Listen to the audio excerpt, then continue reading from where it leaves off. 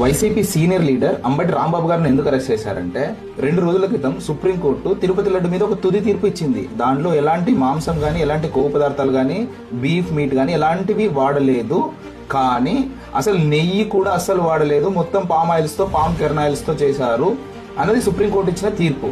దానిని వైసీపీ వాళ్ళు క్యాష్ చేసుకుని దాని మీద దుష్ప్రచారం చేయబట్టారు. అంటే దాంట్లో ఎలాంటి కల్తీ జరగకపోయినా మన హిందూ మతాన్ని, మన హిందూ దేవాలయాల సాంప్రదాయాన్ని చంద్రబాబు నాయుడు గారు డ్యామేజ్ చేశారు అన్నది వాళ్ళు విష ప్రచారం చేయడం మొదలుపెట్టారు. దానికి టీడీపీ నాయకులు ఏం చేశారు తెలుసా?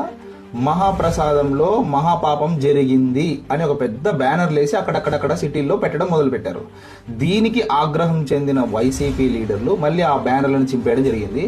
ఆ బ్యానర్లను చింపేసిన తర్వాత మళ్ళీ టీడీపీ వాళ్ళు కొత్త బ్యానర్లు తీసుకుని వచ్చి కనిపించడం జరిగింది. రెండోసారి అంబటి రాంబాబు గారు సోషల్ మీడియాలో యాక్టివ్ ఉంటాడు కదా, ఆయన అక్కడికి రావడం జరిగింది. ఆ బ్యానర్లను తీసేయడానికి ప్రయత్నిస్తుండగా అక్కడ ఉన్న టీడీపీ నాయకులతో గొడవ పడుతూ చంద్రబాబు నాయుడు గారిని దూషించడం జరిగింది. చంద్రబాబు నాయుడు గారిని దూషిస్తూ కొంచెం అన్పార్లమెంటరీ వర్డ్స్ వాడడం వల్ల అరెస్ట్ చేయడం జరిగింది.